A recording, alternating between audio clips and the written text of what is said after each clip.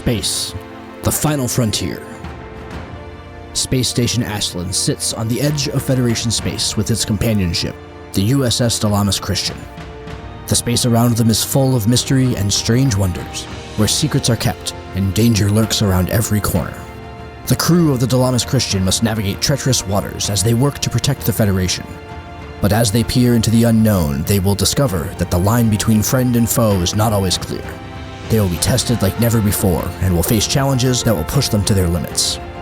Join us on this adventure as we explore the farthest reaches of space and uncover the hidden truths that lie within the shadows. Tabletop Journeys presents Star Trek: Preservations.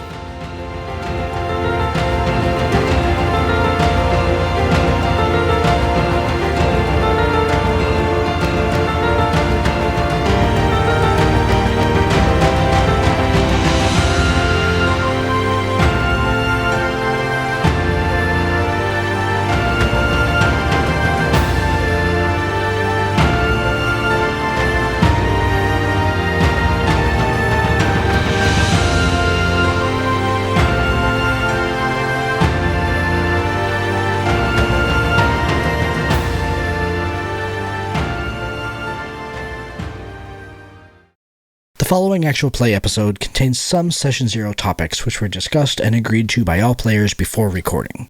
They include references to suicide and self-harm. If you have lines or veils for these topics, please listen and enjoy safely.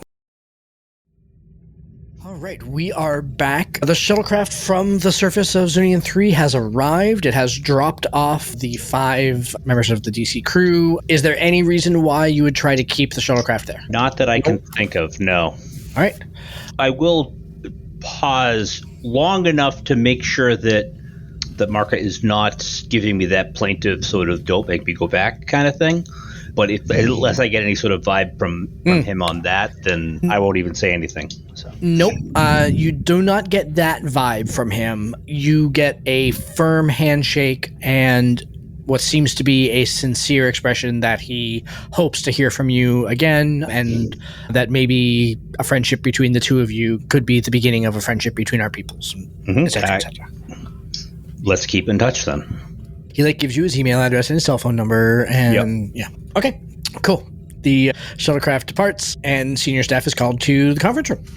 Yes, I will assume that on the way to the conference room, the two of us exchanged information. You tell me that the security agent, I would have read the pad by now, but I will also share with you what I saw. I asked you if you had picked up on that there was Federation tech in the ruins, reminiscent of what was missing from Tethys. So, assuming that was directed at Najar, yeah. No, that was directed at Najar. Yeah, I wanted to make sure that... As you guys are walking into the conference room, basically. Yeah, I want to make sure that... I thought you were talking to the captain. No. I was sharing that with you, making sure you're not getting blindsided by information, that we're both on the same page. Thank you, sir. Please have a seat, everyone. Mr. Ocean, what do we know that we didn't know before you went down to the planet? Najar was able to determine several of the individuals at the reception. Not all of them, but many of them had dormant. I think you were confident in that? As did the shuttle pilot, sir. And the shuttle pilot seems to be an ally of sort. He brought us sightseeing, and it was very directed in the sense that the ruins that we flew over, very reminiscent of the ones that you recovered in the recordings from Tethys. But additionally, there was Federation technology there. What? Oh, there was definitely some Federation tech there. The type of equipment that would have been on Tethys before they cleared out. I'd like to, with your permission, look into the history that we have with Xenia. Both around the time, I want to requisition the logs of the time period when communication seemed to break down between the Federation and Zunneon, to see if we can maybe ascertain whether or not there was something else going on. Likewise, whether or not there has been any traffic between Zunneon and the Federation in the meantime. So. Mr. Ocean, you are saying that the equipment from the colony on Tethys that was brutally killed, and the colonists wiped out and taken to parts unknown, that all this stuff is here. Or appears to be. Could be. Maybe not all of it. I want to go ahead and clarify. That's not like an entire colony of stuff that's there. Mm-hmm. I want to be very clear about that. Right. No, It was a colony expedition. Sorry, I used the word expedition, not colony. If we're assuming that there are no coincidences, it's highly unlikely that the equipment that would have been on a colony such as Tethys just happens to be in the similar ruins as to what was on Tethys, scanning for stuff as well. Yep. Mm-hmm. Yes. Okay, Lieutenant Neela, when we're done here, I need you and your science team to redirect the sensors onto those ruins and get me more information about what Federation equipment is here. Yes, sir. And Lieutenant Ajar, you said about half of the delegation had the dormant creatures in them? 3 out of 7, sir, but the highest ranking individual was their chief of planetary security. And he names the ones that were. Yeah. But most importantly, not the governor. That's good. So Mr. Relic, in our time further discussing, has inquired about the process of requesting asylum. As he says, if it was to become known that he has a beast within a beast inside him, he would be an outcast and his family would be persecuted. So I have him in quarters right now working with my yeoman to get statements and begin the paperwork, the process. That seems unusual, sir. They insisted that what our scanners have detected is just a environmentally stimulated anomaly and not a parasitic infection, and that it's all fine and it's all normal. Yes, that would track with their religiosity and cultural taboo, which seems to have occurred in their distant past. It has been mythologized as being taken over by the beast, the blue eyes of the infection, and my guess is whatever the radiation is in this world is what has caused the parasites to be dormant. So one of the concerns I have right now is if I do grant Mr. Relic's asylum request, what happens when we remove him from this densely irradiated environment? Will it wake up? Will it try and call home? Will it try and kill everyone? If Well, I it did may, not wake up. Go ahead. these questions are maybe exact reason why we should grant asylum, so we can see what would happen. And it did not wake up in the short time we left the nebula earlier. True, but it's been a lifetime of this inoculated radiation dosing. Would take it a while to wear off and wake up. It's a complete unknown. I kind of glance over to Dr. New. A complete unknown, right? Yes. Yeah. Yeah. And then, Lieutenant, I appreciate your boundless scientific curiosity, but another concern... Dr. Newell will raise his hand. Yes, perhaps there are some ethical concerns with keeping him on board, specifically with the purpose of studying him. Perhaps. I am also concerned about what some of our superiors would be willing to do to this individual with a living epsilon parasite in him. Because the good doctor was very much bound by medical ethics to not remove the creature from Mr. Relic without his consent. And before the Dominion War, I would have said that most everyone else would follow that same level of moral scruples, but the threat presented by Epsilon can allow some people to attribute the Vulcan phrase, the needs of the many outweigh the needs of the one. Is it worth getting a sample of the radiation? Also, sir, in terms of Relic, why not simply level with him? He's already aware that we think something's inside him. It goes against his entire mythos, and he's already freaking out about it. He's requesting asylum. If we give him a little bit more information, maybe not all, I'm betting that he would be more than willing to agree to any tests that we would be able to run that might be able to help him or his people remove this parasite. Another option. Remove the I know our parasite automatic while impulse dormant. and everything with species epsilon is silence and containment, but if we're already agreeing that he's not going to get back off of the ship, containment's not a problem. We're still not him getting off the ship. After reading the good doctor's briefing, we could go with the, what were they calling it, doctor? Regional biological difference? Regional physiological differences, exactly. Yeah. So we'll present that to Relic, that I am willing to apologize to the governor for the grave misunderstanding and our false positive and our lack of specific knowledge of the Zunneon biology, that there is absolutely no infection or parasitic whatnot, and that we appreciated his tolerance in our overreaction and our cautions. She does seem to be willing to have these conversations, but I'd like to present another option regarding our guest. We could see about extracting it while it's still dormant. The challenge with extracting it while the parasite is conscious is that it would kill itself and the host, or it would kill the host. But if it's dormant, it should be possible, and I look at Dr. New, to extract it. This is what brought us to this in the first place, because the doctor, there's a not insignificant chance that it could, and Mr. Relic refused the doctor's attempt or willingness to remove the creature.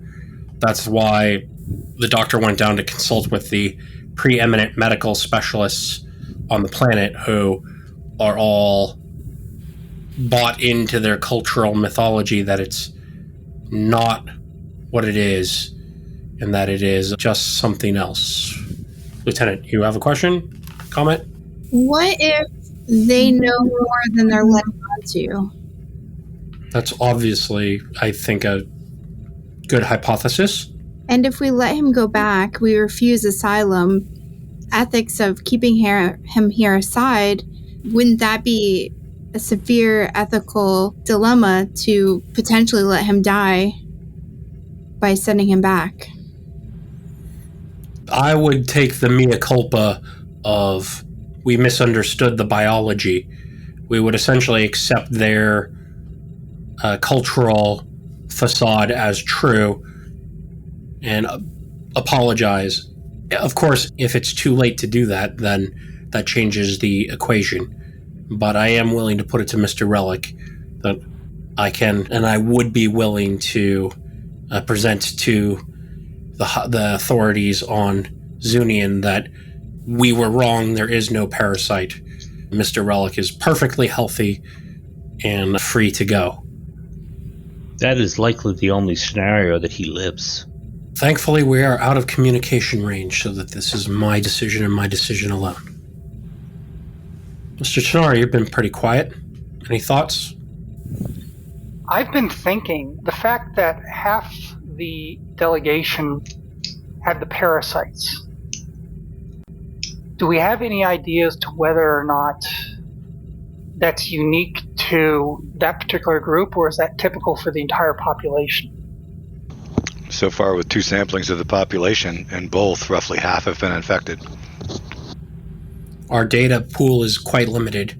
Lieutenant Neela, I was going to have your team scan to try and get the bio readings from the population more broadly, but with this Federation expeditionary equipment thing now, this is a situation that needs to be resolved. And short of going, excuse me, Governor, why is the stolen equipment from our murdered colony on your planet? I think Captain Gregor would find that to be a bit hanky-panky. I realize we're tight on security personnel, but you could have the security personnel go along with my engineering teams when they're working with the local engineering repair crews with the modified tricorders and have them scan them while we're working. But again, we don't know what kind of statistically significant sampling. It could be, as they've been describing, it could be a regional physiological, so it means it's from a certain region of the planet. And as we know from a xenoanthropology standpoint, sometimes certain populations or subpopulations are overrepresented or underrepresented in a particular career path just due to natural evolutionary and sociological trends that happen to be that. So unless we were going to pull out all of the scientific stops short of just scanning the planet for epsilon creatures and then dividing by the number of people their census bureau says lives on the planet, I don't think any kind of hand scanning would yield us more useful information. And fundamentally, the fact that there's a portion of the population that has these dormant epsilon creatures in them I don't know how to take action on that information, whether it's 1% or 50% of the population. Mr. Najjar. Sir, it occurs to me as I've been sitting here that they were very specific about it being a regional anatomical anomaly, as though there are specific areas of this planet where this anomaly is more common, which I know you already indicated. On the original planet on Tethys, there was a site complete with archaeological artifacts and a potential temple to these beings that came from the stars and then ostensibly moved on. What if the specific regions are important? Perhaps we should look into what areas of this planet this anomaly is most common and prevalent in. Perhaps that's near the spot where they landed. Or, more importantly, perhaps there are regions of this planet where there are none. And if so, why are they not there? I don't disagree with you. I am just struggling to figure out how to go, pardon me, Governor, the starship full of people from an organization you don't trust want to scour your world looking for hostile threats that are culturally taboo in your religious underpinnings. I understand. Of your society. And I know that this is a very stressful situation. Perhaps something as simple as Commander Ocean pointed out that the governor is willing to play ball. She's interested in talking. She's interested in collaboration. There are others that are not. Perhaps cultivating that relationship and then simply having a conversation with her saying, hey, we think this anomaly that your race has discovered is really, really interesting. Where did you say that the regions are that it's most prevalent? Or anything along those lines, sir? Tobor it. You know how to do this. Indeed. And in fact, our science team is looking through the cultural data that they can get access to. Perhaps, I know we haven't had a full chance, Lieutenant Neela, to get a full report out from your team, but if there is anything about a regionality of the physiological anomaly that is discovered in any of the literature that you and your team come across, please make a note of that. Absolutely, I'll make that a focus. Sir, I may have a way for us to both scan for the parasite and do the surface scan for the equipment. Excellent. I'm all ears, Mr. Tenori. We use the Eagle. It has high-resolution sensors as well, and we could tell the locals perhaps that we need it out there as support for the repairs. I would like to try, and I agree with Mr. Najjar, I am going to talk to the governor because I would like to, if at all possible, not further compound their distrust of the Federation by continually lying to them. I'm not sure it'd be a lie, because with the radiation out there, we could use... I would definitely like the Eagle out there as a transporter booster. Of course. And as we both know, the best lies contain a lot of truth to them. It could be one of those things that does unravel. I will keep it in mind, though, because that is relevant to our repair efforts. The best lies are also best kept simple, sir. The more you complicate them, the more they tend to spin out of hand and unravel. Of course. In terms of ships with good sensors, we also have the Kitty Hawk. We do indeed. But let's just get an initial snapshot so I have something to take to the governors. And we can go from there, I think. And then if they give us some latitude and some leeway, we can do that before making the diplomatic incident even more incidenty. Your ambition, sir, to step up an intergalactic incident. Appreciate that, Mr. Najjar. All right, I think we all have our assignments. Before we break, anyone else have any bright ideas, insights that would be useful? Just to say that I have my engineering teams ready to go on repairs. They should be already working, right? Repairs are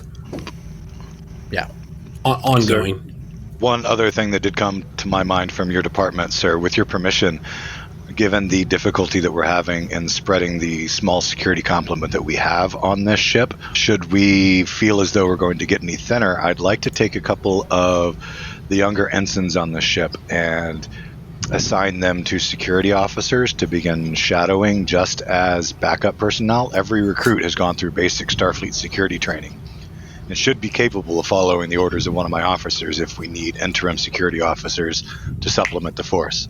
That is an excellent idea, Mr. Najjar. We are a crew of just 40. You already have one of the larger complements of staff, and your security staff are cross-trained as well. Everyone's cross-trained.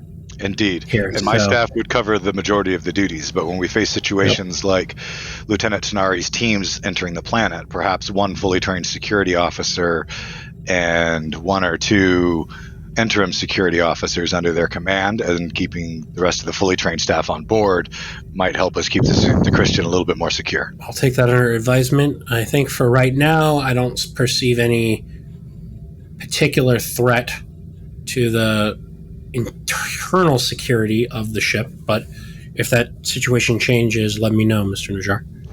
Najjar raises his eyebrows almost like into his hairline when you say that. Do you not agree, Mr. Najjar? They have to be empathic to read that one. You yourself said, sir, that we have an Epsilon species dormant that could wake up at any time on board right now. In my opinion, as long as that's the case, our ship is far from secure and should be kept at least at yellow alert. We are at yellow alert.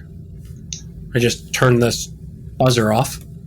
But yes, we have been at yellow alert. And like I said, but for the fact that it is dormant and the research of that they've been dormant for hundreds, if not thousands of years on this planet tempers my fear that it's going to just wake up and try and take over the ship. But your deputy, Alana Jorn, Lieutenant Alana, has been shadowing and keeping a close but surreptitious surveillance on our guest. I want him to not feel persecuted. Sir, permission to speak freely? And he glances around the table at all of the people present just to be sure you mean it. By all means, if the security of the ship is at stake, speak your mind, Mr. Najjar. That is almost verbatim what you said to me about Lieutenant Commander Najuk, sir. And he takes his seat. Indeed, which is why he's, after his shenanigans, he's now sitting in your security cell. So he got to prove himself to be uncooperative and is going to be dealt with accordingly. Najjar, perhaps... No, he can't help himself. He rubs the back of the head a little bit and says, "Sure, I'm glad I got an opportunity to prove that, sir. I already knew it." Very good. Mr. Ocean, I think we can probably wrap the meeting up and get... I'll begin working on those inquiries immediately. Perfect. All right, so after your meeting with senior staff, we have a couple of options here. So you guys tell me how you want to proceed. So there's certainly the repair work on the array, which, let's be totally honest, has become the less important plot point that you guys have uncovered over the last couple of months here. So there are other great fish. We can certainly handwave through that if we want. And I know you've been doing some research, especially after the meeting here. So if there are some things that we want to investigate on that point. And then, Tobor, there's your continued talk with Relic. I'm assuming at some point you want to fill him in on the information that you'd like. So, well, firstly, Tobor wants to know the research that Narilla is working on. Right. So let's go ahead and get in here. And again, just to be up front here. So I think, Tanari, basically what that means is that the engineering repairs on the array between your crew and the Samarari, unless there are specific things that you're looking to go ahead and investigate, it sounded to me last session like you were just basically recreating all the equipment and you were just going to do it with new equipment. You were not trusting a single thing that the Zunneons gave you, which is exactly the right answer, by the way. So unless there's something specific that you wish to investigate on that, we can handwave that and say, given time and space, the array can be back up and running. So I do have the one thing because of the very suspicious cascading stuff. Sure. The stuff the Zunneons were offering, I want Tanari to go over them to see what, if any of it, was sabotaged by the third column inside the Zunneon society, so we can take that to the governor as well. We can have that conversation when we're done here then. So, Narilla, let's go to you. Repeat to me the task that you have been given in your understanding. Okay. So I feel like I was given multiple things to find out and to research, and one of them is exploring a cultural database for the Zunneons, why it's lacking, and if we can expand what we know about them. And then what's the deal with the federal equipment that was found, and also seeing if we can direct sensors on the ruins, and also if there's any regionality to the parasite infestation. Yeah, the individuals that have basically tested positive for the parasite infestation. Let's take your first question first. So the lack of cultural database. And I think I've gone through this, but just to go ahead and make sure everyone's up on the same page here about like how this interaction went. The array itself that you guys are there fixing was built about 100 years ago, give or take, when basically the Federation found Zunneon 3. So the gist is that about 100 years ago, the Federation, it would have been a first contact, it was when they found Zunneon 3, and basically under the banner of, oh, we can improve your life, offered to build this array with the express purpose of basically limiting the background radiation from the nebula and the star system, which had basically been baking this planet for right? That's like the nature of the planet and the system. It's a high radiation environment. The Zunneons, the residents of the planet, had developed biological adaptations against the radiation because they've been living there for millennia at that point. And many of them were resistant to the Federation just because they had no idea who the Federation was. They didn't know why they were interfering with their lives. They had some concerns about what changing the environment of the planet would be like, all that sort of stuff. And so after the array was built, it was the way that it's written up in the first contact documentation is that the Zunneons were offered a spot in the Federation per usual. The Zunneons very politely declined and basically told the Federation, thank you, but no thank you. We'll continue living our life over here without you. And in fact, really, there had been fairly minimal communication between Zunneon 3 and the Federation since then. Honestly, unless something goes wrong with the array. That's been like the protocol is like, something goes wrong with the array, the Federation comes out, they fix the array, and then they let it go. And this one was unusual in that the problem with the array was worse than any of the other ones, and it seemed to have been provoked by an attack. But the Zunneons really, they're a spacefaring race, but they seem to not have any tolerance for the politics or the general organization of Starfleet, and did not want to join the Federation of Planets. So that's basically what the cultural databases tell you about Zunneon 3 at this point. And that kind of is why there's not a lot on the people of Zunneon 3, because the Zunneons basically didn't want it. They were like, no, we're not sure who you are. We're not sure why you're doing this. We don't know why you're changing the environment of our planet. Thanks, but no thanks. You can, There's probably, in terms of like the medical scans that you're doing now, 100 years ago, there probably wasn't any need to go ahead and do them because the Epsilon species was not a known threat at that point. So there probably wouldn't have been any reason. And I can also foresee that the Zunneons would have been very resistant that if the Federation says, hey, we're going to go ahead and build this array to go ahead and knock down the radiation surrounding your planet. Can we get some medical scans while we're here? I can see the Zunneons being like, no, really, we don't need that. Please don't turn our cows inside out. It's like, so very interesting, which is stuff that had been discussed previously and stuff we're seeing now. Yeah. I mean, I wouldn't necessarily say they're like isolationist, but they're also not like, they're not warm and fuzzy as in general. Is there information about anybody that they are warm and fuzzy with? Is there like another species or culture that they, I don't know, trade with or call to them when they need assistance or vice versa? Sure, yeah, great question. So not necessarily for assistance. They tend to be pretty self-serving. They do trade with other species. Again, they're not like isolationist and kind of like hang out on their own planet without anybody else. So they're like a known species, but just not, they don't do a lot of it. Because again, it's like single planet, not that big, probably 10 to 15 million or so on the planet. So like they do some trade, and they are, like I said, a spacefaring race. So it's not like they're totally unknown, but they just really haven't interacted very much with their local environment. Okay. So there's probably not much to be revealed if we were to seek out other cultures' interpretations of the Zunneons. It's entirely possible that there may be something there. I honestly hadn't thought about it, so I'd say probably not a whole lot. And again, nothing, I guess, what kind of information are you going for? I can try to come up with it, think it through, but what is it that you're looking for? You're looking for like cultural norms, cultural practices? Yes, and also what kind of changes have happened over time? Have there been any drastic changes in behavior? Especially sudden ones. That's kind of what I'm thinking of. Yep. Nothing that has been documented, although I will say that as you've been digging through the documentation, one of the things that has been documented in terms of like their interactions with other species, and I promise, Joe, this isn't just like trying to go ahead and attack Tobor, but they really don't like the Trill, and it's because it violates their cultural norms. The Trill are like the antithesis of what the Zunneons believe to be a properly formed being, right? Where the Trill are very much a kind of being within a being sort of thing. So that also might explain some of the frostiness that you guys were receiving. They may have picked up on the fact that Tobor's a Trill. Okay. I honestly hadn't thought about that until just now. Awesome. You can spend 2 threat to make that a complication. All right. I'll spend the threat. I got plenty. Yeah.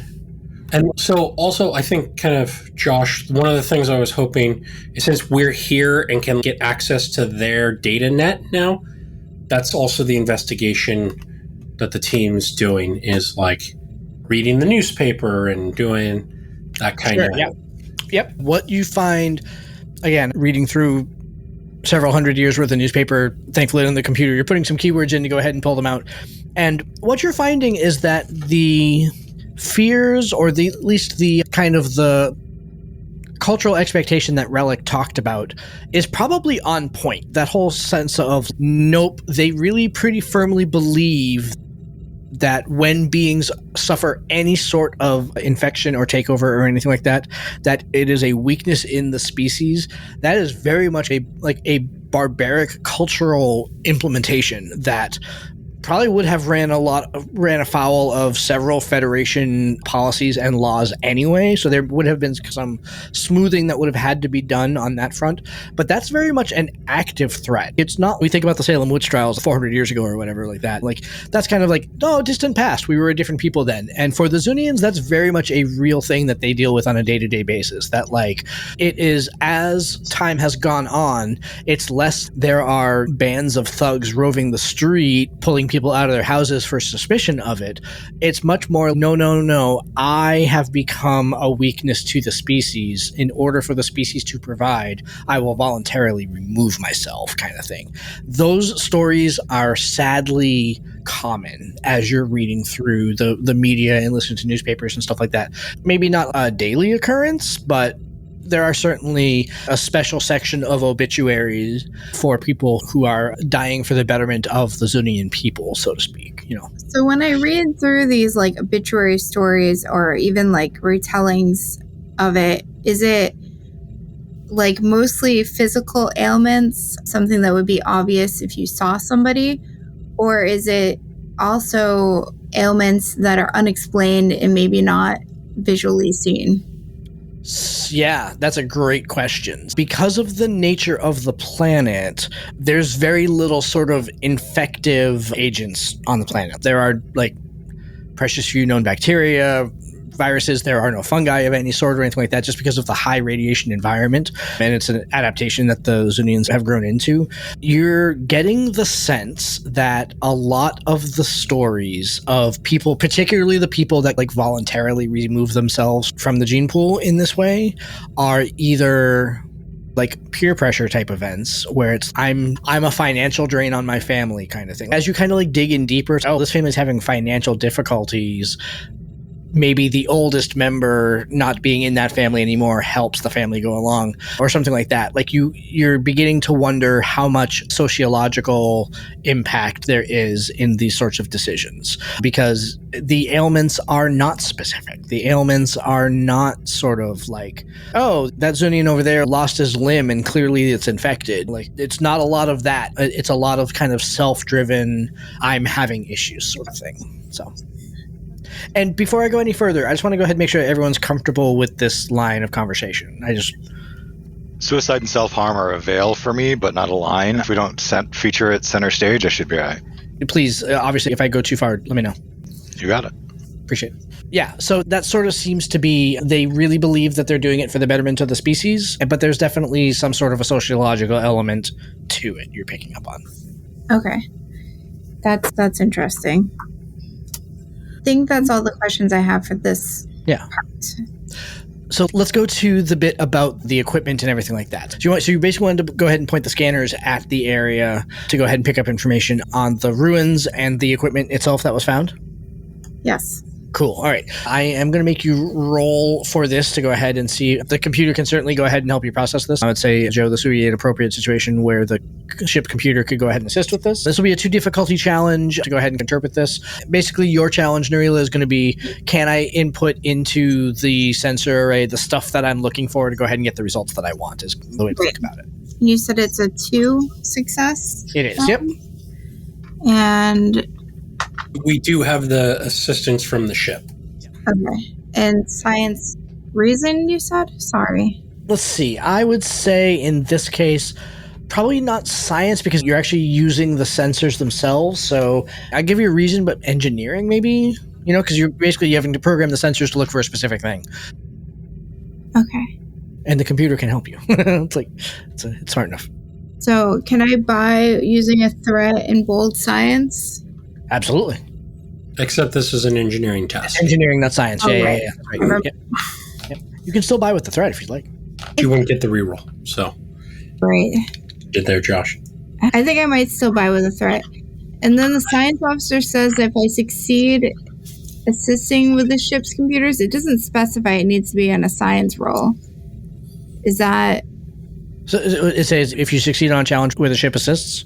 Yep, ship's computers or sensors, or using a tricorder, the character generates a bonus momentum. There you go. For use for the more information. Oh, and used on more information. Okay. Which is fine. That would be very handy. So as long as the tower succeeds, I can see that more information spent would be helpful. So I'm going to roll. Okay, so I got 2 successes. Perfect. And 1 failure, but none of them are really. I get a 6, 11, and a 15, and 15 just really That'd missed. be fine. Yep. And the ship got a 12, so it succeeds in assist with. All right, so you'll get the momentum for the success, and you'll be able to go ahead and spend a bonus momentum for additional information. All right, here's what we've got. There are a couple of things that the sensors come back with as you scan the area. The first thing is that the ruins themselves certainly show stylistic and compositional connection to the archaeological things that were pulled up from Tethys a few months ago. As in, like, the patternology in the art is the same, and the composition of some of the artifacts is the same also. They're made of the same stuff. Like, it's the same things. The same artifacts are now found on 2 different planets, right? Basically the connection that you can go ahead and draw there. On the other side, the equipment that you found that looked like it was the equipment that was removed from Tethys, when you scan its chemical signatures, its metallurgy and everything like that, and like source it, like where did it come from and everything like that, it is some of the equipment that was on Tethys. And specifically what you're seeing is like archaeological tools and things like that. Things that were like investigating the ruins at Tethys are now clearly investigating the ruins here. Like the exact same tools? Is the same tools, yeah. As in the dust that's on the rangefinder, you can find the chemical signature of dust from Tethys kind of thing. Like those tools were certainly on Tethys. Okay. That's really interesting. And it all seems like you say that the ruins are stylistic, they're connected to Tethys. They seem like they're at the same general time that the Tethys artifacts were. So if you run like carbon dating on it and everything like that, this is going to require your additional momentum spend for more information, because the carbon dating is a very finicky process. So if you really want to go ahead and narrow in on that to go ahead and secure, basically, again, trying to solve which is the chicken and which is the egg kind of thing, you can do that, but that's going to require your additional that you got for having the computer succeed on the sensor change. I think it's valuable. I think we should do it. Okay, cool. Yeah. So what you find is that these ruins and these artifacts are older than the ones on Tethys. Dun dun dun. Much, or just like a small amount? Like, on a scale of 10,000 years, what would you determine to be a small amount? is it within years or is it within like centuries, decades? Probably within a century. Okay. Anything else to note for the ruins? Any other specific questions that you have? So, can we spend another momentum for obtaining more information? Sure.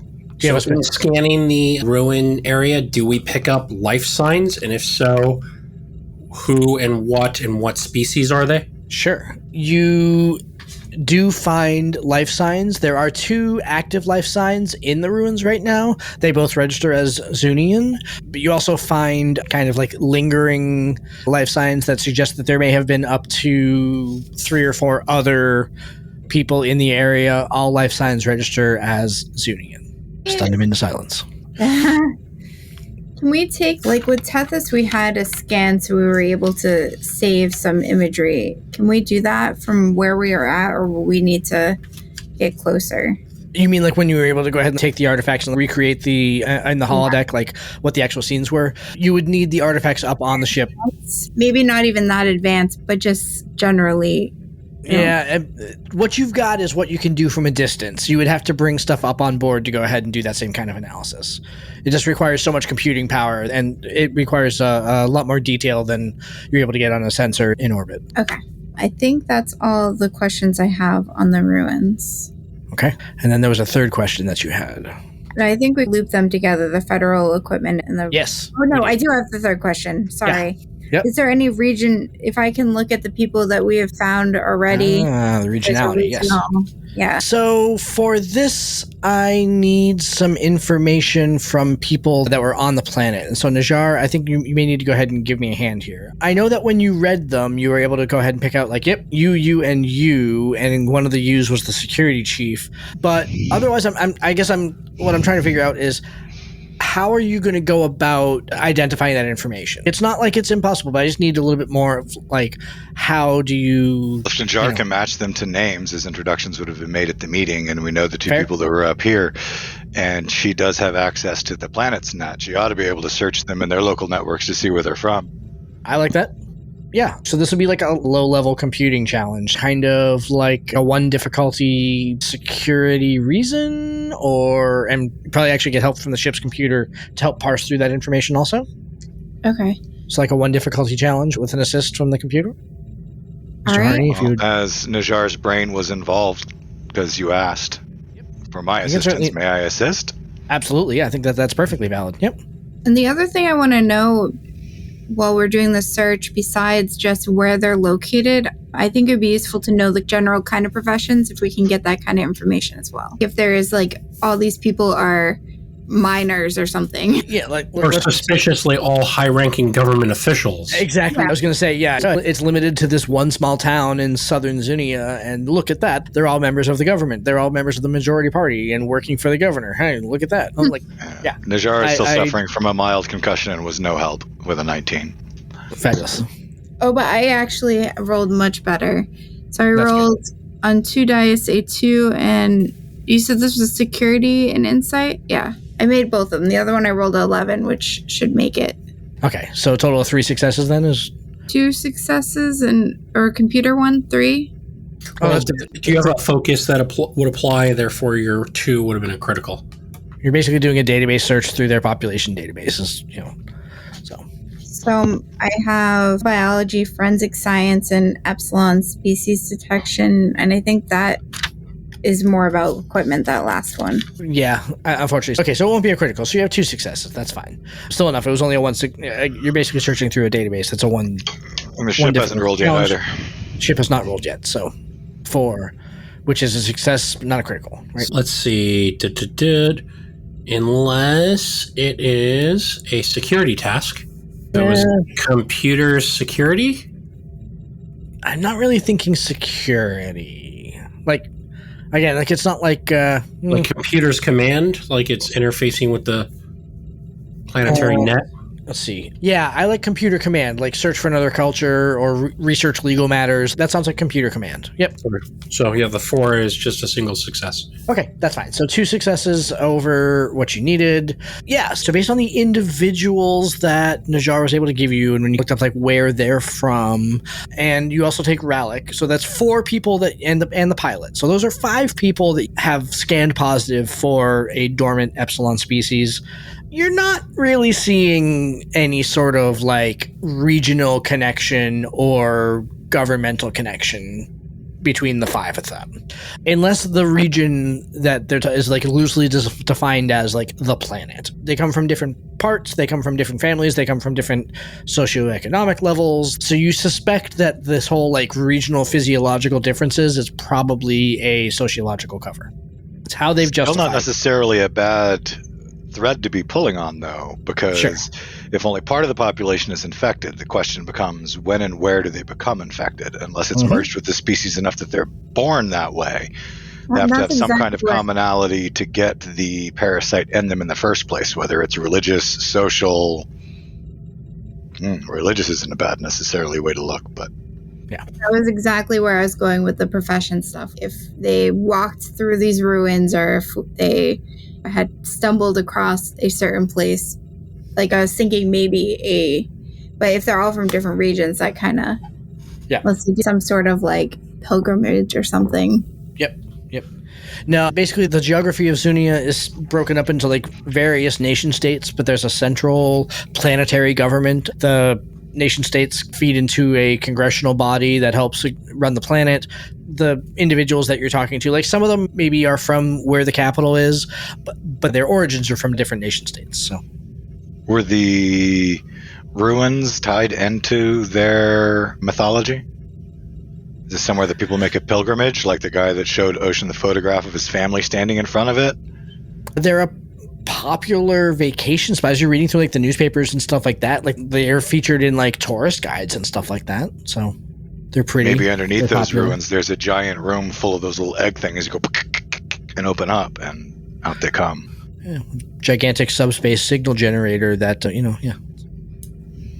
we haven't noticed at all. Exactly. Yeah, it's not on. They didn't plug it in. So. Oh well, that explains it.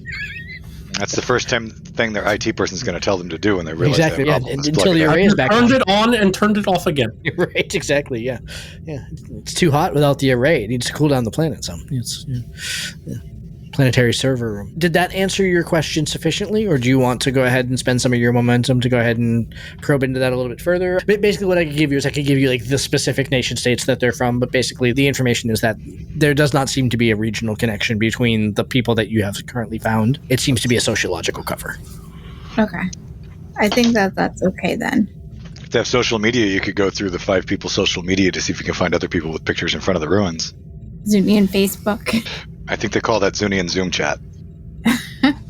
I would definitely explore like avenues as deep as I can on these 5 individuals, because as far as the time it would take to look deeply into 5 individuals is not that much compared to doing it on 10,000 individuals. So that makes good sense to me. We'd given you all the information that you were looking for, Narila. Is there anything else on the questions that you were investigating that you'd like to know? The only thing I will say is that I would probably delve pretty deep into these 5 people, because I feel like the time exchange is not so bad, and compare anything I can find to see if I find any links. So then what I will do is I'll spend the momentum for the extra information, and then we will get that to you, because I don't have that off the top of my head, and we can draw up like full like demographic profiles of them so that you have access to them and everything like that. But I'll spend the momentum now, and then this recording will serve as a reminder to go ahead and do it. So anyway, fabulous. So, Tanari, let's go to you then to kind of like see what we need to do to go ahead and wrap up the last of our little threads here. So, we talked earlier about how basically we're going to, given infinite time and infinite people on keyboards, the engineering problem with the array will solve itself. But I suspect that there are questions or things that you want to investigate. And I know, Tobor, specifically, you said that you wanted to go ahead and talk with him about some of the stuff that you talked about with Captain Grigoff. Exactly. Some of the hanky-panky, yeah. Yeah, mostly all the suggested surplus parts that were being offered by the Zunneons. Double check any of them for signs of intentional sabotage, so that we can hopefully have evidence to take to the governor that this was not random and that there's something deeper going on here. So what are your thoughts on that, Tanari? Then I guess while we're replicating copies of them, we'll also scan the originals. Sure. See if we can come up with any signs of sabotage or flaws in the originals that they gave us. I'm down with that. So you want to make a 2 difficulty insight engineering roll for me? And just because it was so much fun last time, and I've got a bunch of threat to go ahead and spend, I'm going to increase your complication range. I'm going to spend 3 threat, and I'm going to make it, 17 to 20. So insight engineering. Okay, and what's my difficulty? Dose. All right, so I will go ahead and spend a threat to get an extra dice. I like it. And that's a complication range 17 to 20. It's really old technology, so there's a lot that could potentially be missed here. So this is me. 17 to 20 doesn't matter. Right, exactly, yeah. You'll probably roll 420s. Let's see. I don't think I have a focus that comes into play. Okay. Not unless this has something to do with warp field dynamics or transporters or replicators. No, it's more like energy conduits. You need like EPS or something like that. Yeah. All right. I have a 2, a 12, and a 16. Oof. That's 16. A 9, a 12, and a 9, a 12, and a 16. Okay. So 2 successes. Okay, and that's fine. There's a 2 success challenge, so you don't get any momentum, but you also don't give me any complications. Good for you. There you go. So as you're investigating the conduits and everything like that you've been given, again, a lot of it was kind of like tab A and slot B just don't fit together. Mm-hmm. There was also that EPS cable basically that they gave you to go ahead and help power transfer that at first glance looked like it was made really poorly, but the more that you dug into it, it was like, no, there may have actually been I'm trying to remember how much information I gave you last time on that. Do you remember what I'm talking about, or? No, I don't. Yeah, I'm going to assume then that I gave you the full story, because I thought that I did. But basically, they gave you a long extension cord to go ahead and plug into the array, because one of the things that they needed with their batteries were dead at this point. So they needed to go ahead and get charged, and they were looking to go ahead and leverage the Dilamus Christian's EPS systems.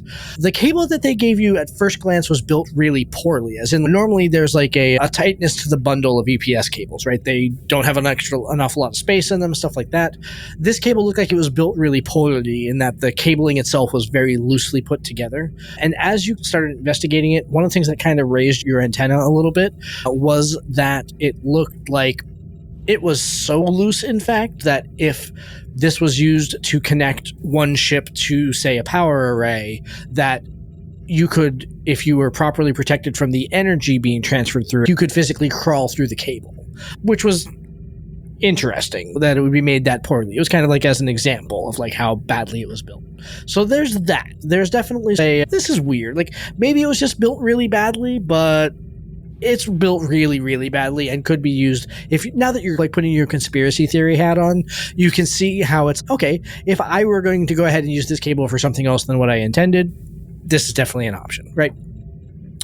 The other thing in terms of looking for kind of sabotage-y type conspiracy theory type things like this has less to do with the tools that they gave you and more to do with kind of the event itself. As you've been like looking through like what happened to the array, what the attack was like, and reading the information provided by the Zunneons when it was attacked and everything like that, the story that they're selling is that it was one ship that attacked something very, very specific, and that one very, very specific failure then caused a whole series of cascading failures throughout the array.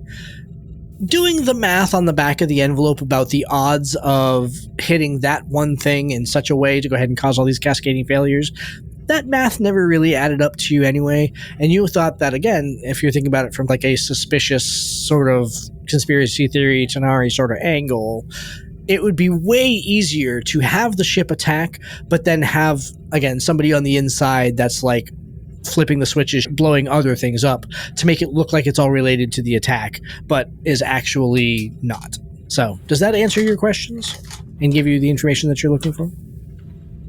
So basically what you're saying is I've got any proof I have that this was sabotage and not an attack is basically a bunch of calculations as opposed to physical evidence.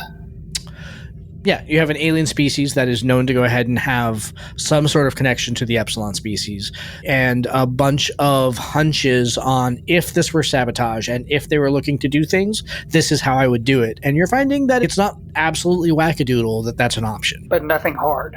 There's no, like, smoking tricorder that says that this was absolutely sabotaged. It's almost like it doesn't make sense that it's not sabotaged, especially when you start looking at the failure in the array. It's analogous to the Zunneons saying, no, these are just regional physiological differences. There is no species living within our people. It's analogous to that, where it's this really, sure, a cascading failure as an official story is solid, and for people that aren't investigating it would probably buy it without any question at all. But as soon as you start to poke around the edges, you realize that that's probably pretty unlikely, or the person that attacked the array was very, very lucky. So a second shooter on the grassy knoll kind of thing. Exactly. Mm-hmm. Which of course is just up Tanari's alley. Exactly. All right, I will put my findings in a report and email it to the commander. Okay. Any other questions or anything else that you want to investigate around the reassembly of the array and the turning of the array back on? Everything seems to be going to plan. The crew that you're communicating with on the Temeraire says the Zunneon engineering crews have been very, very helpful in getting things set up and blah, blah, blah, all that. So seems to be a nice engineering go team go effort happening.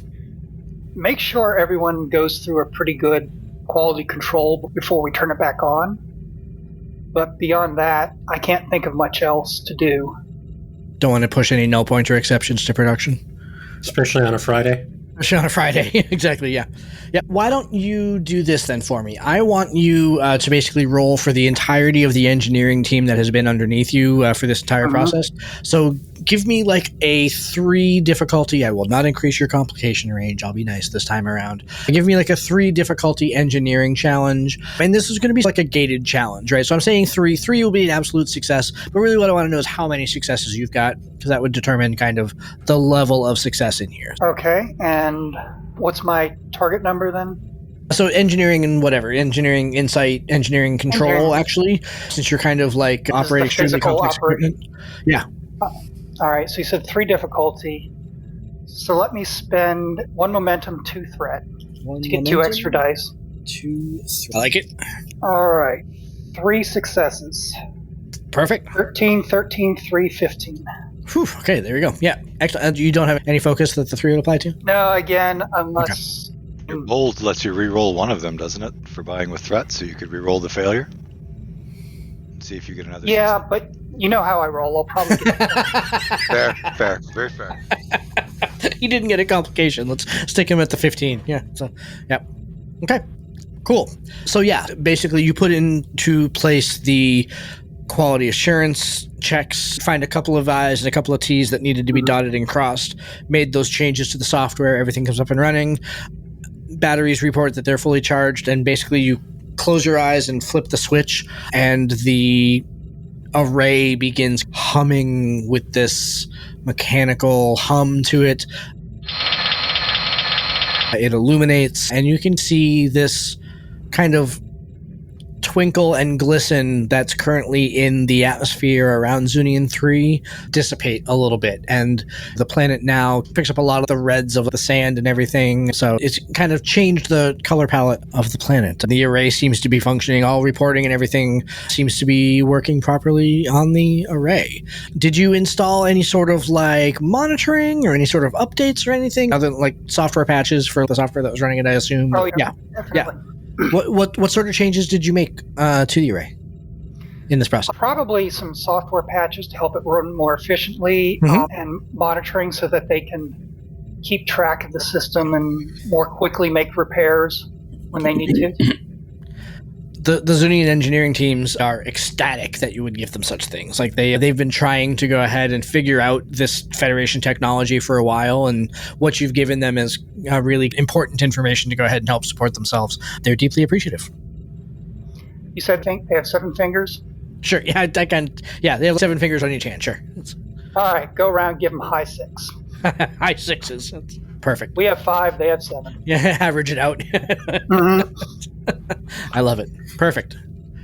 Okay, the array is back up and running. Tobor, let's close out tonight with the conversation with Rallick and his... Well, I have Rallick and the governor, so depending on how the Rallick conversation goes. So basically, you're relaying to Rallick that you feel it's within your authority to accept his asylum request, and you're going to? So I go... So I come down to the quarters. Ento? I come in. Mr. Rallick, how are you doing, sir? Captain, I'm doing very well, and yourself? Excellent. I've got some news, and I want to share with you and give you all the data I have so you can make a fully informed decision. I appreciate that. Thank you. Your yeoman has been very helpful, by the way. Excellent. Always they are most efficient. So my chief medical officer, Dr. New, who you talked to earlier today, met with a bunch of your leading scientists from the government and everything, and walked through and was thoroughly briefed on the quote-unquote regional physiological differences that exist in the various physiology of the Zunneon species, and how it could very easily have been our technology and mistakenly misdiagnosing your very normal biology as a condition to be concerned about. So with that being said, I am happy, from my perspective, to talk to the governor and make a full mea culpa about the misinformation and the misdiagnosis that we had, such that I feel you would probably not suffer any negative cultural or sociological repercussions if you wanted to return to Zunneon. I'm fully willing to go on record saying that we were wrong and that our scans were incorrect. This is a very interesting development, Captain. My detainment here was an accident? A misunderstanding that we have now, since consulting with the medical experts on your world, has been resolved. And you would be free to return home of your own volition.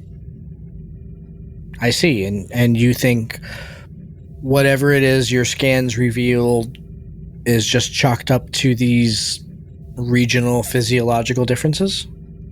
We would be agreeing with the medical consensus of your world. And Josh, I'm very Yep. laying it to him. We know what the truth is, but we're willing to go along with their cultural fiction so he can go home. He kind of looks out the window a little bit as he gets very pensive, look on his face. I I guess that's that then, isn't it? I should go home. If you wish. This is, again, ultimately your right and your choice. Or, if you so choose, we can continue with the asylum process, and I can... The one concern I have, and I will give this to you, is I believe the regional physiological difference is dormant and not active because of the radiation that your planet produces and your species adapted to. Something none of my team, neither my chief science officer nor chief medical officer, can say with any certainty that if you were to leave Zunneon and leave the radiated effects of the nebula, if the physiological difference wouldn't wake up and take over your consciousness as it was mythologicalized in the distant past. I mean, it sounds there like you're saying it would be safer for me to return to Zunneon. Your people have survived with this regional physiological difference for thousands of years. I don't foresee any reason why you couldn't continue on for the foreseeable future, while we do more subtle research, hopefully in collaboration with your government, in a way that is culturally sensitive to you and your people. I think we would probably want to study the radiation's medicinal effects and see how we can adapt it to better prevent other species from getting sick and infected. I think then in this case, since... And then thirdly, for full disclosure, I cannot vouch for my superiors as to what they would wish to do with the regional physiological difference. There's a great desire to study and learn how to deal with such regional physiological differences, such that they don't threaten the rest of the Federation. And I would not wish for you to flee your home only to be coerced into helping and turn into a medical study specimen. In a way that may not be fortuitous to me. Yes.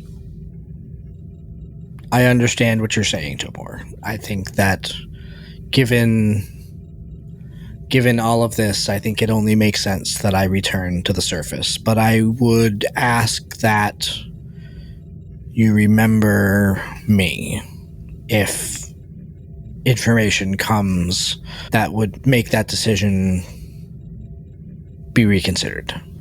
Of course. Currently, I'm in quite a unique position. Being here, I am unable to communicate with my superiors. Once we leave Zunneon and I report back, other options could open up, at which case I could send that information in a surreptitious manner to you if additional offers became available, with guarantees coming with them. I appreciate that. Would I at least be able to catch a ride back to the surface? Absolutely. In fact, I am headed down to speak with the governor. How aware are you of the ruins northwest of the capital? Very. They're a very popular destination for families having picnics and hikers. Does a lot of scientific research and archaeology go on, or have they mostly been studied and... Yeah, my understanding is that they're largely studied and, I mean, wouldn't be horribly surprising, but pretty unusual, I would think. They've been studied pretty well. Okay. We're pretty familiar with our past.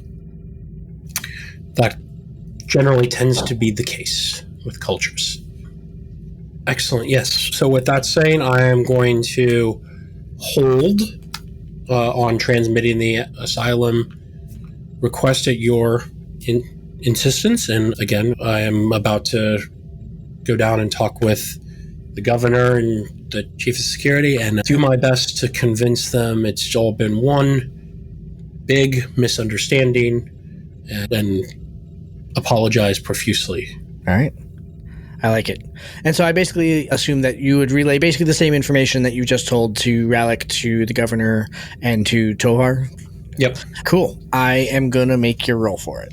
Let's see. I'm going to spend that 3 threat to go ahead and increase your complication range.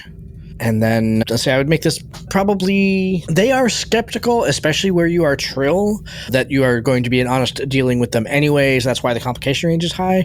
I'd say that this is going to be a 3 difficulties diplomatic smoothing over challenge. So probably like... Presence command. Presence command, yeah. I think presence command. Very good. I'm going to spend a determination. I like it.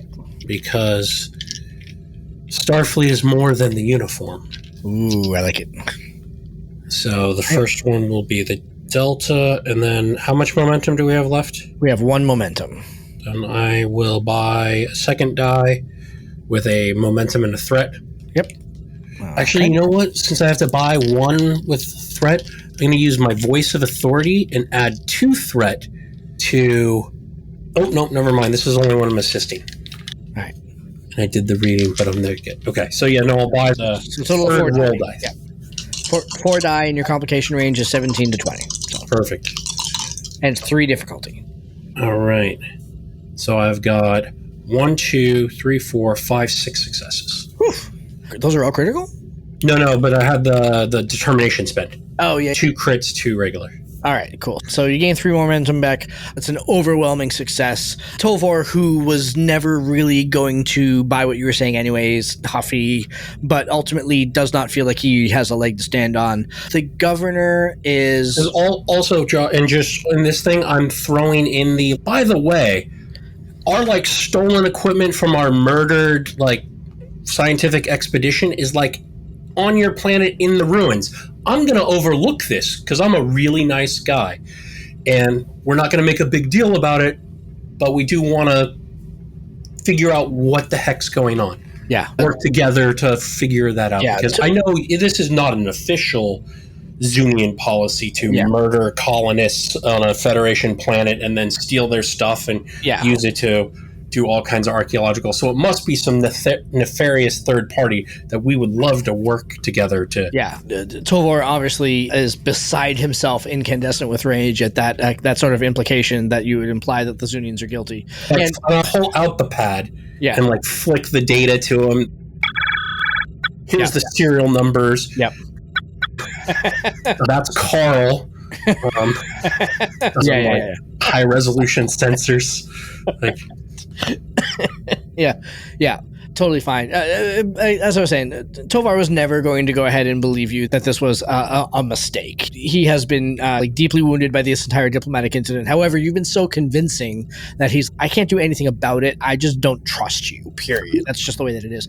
The governor, you find, is far more persuaded by your argument and appreciates the fact that you have come down to the surface to meet with her personally and understands that when 2 species don't interact very often, certainly these sorts of incidents can occur, and she appreciates your willingness to go ahead and basically fall on the sword and be like, hey, here's what we do, here's what happens. We have the medical information, we know better, we'll do better. Yep, exactly, yep. And that's all we can ask for is ask for you to be better going forward and respect our cultural norms, etc., etc. And she is appalled that you would suspect that there was any kind of hanky-panky going on with the Zunneons and your colony. She's apologetic that she's not sure what that's doing there, but certainly she would be happy to entertain a security team or whatever would be necessary to retrieve your equipment. They don't want your equipment on their planet as much as you want it there, so that's all totally fine. Again, in the spirit of friendship and cooperation and trust building,